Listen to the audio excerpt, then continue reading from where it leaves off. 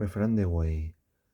Orbe, orbe gozo, zo.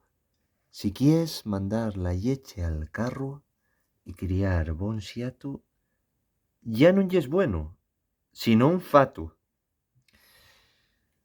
En este refrán, para entender el contexto, la leche se destina a vender transportándola en carros, como tradicionalmente.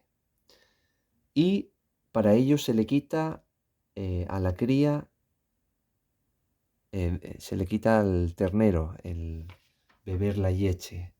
Así que si el to plan ye criar un bon, en este caso, puede verse en asturiano con o en sin, diptongo, criar bon siatu, con la i presente, siatu, pues no la puedes mandar la leche a vender al mercado. O sea, envíala en carro. Así que si ya no es bono, fatu, sino un fatu.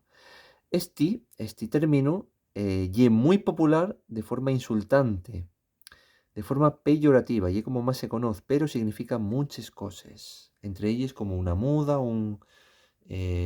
la ropa, o sea, un conjunto de ropa, em, lo que se transporta, o sea, como lo que se lleva con los enseres, pero tiene mucha popularidad este término como insulto.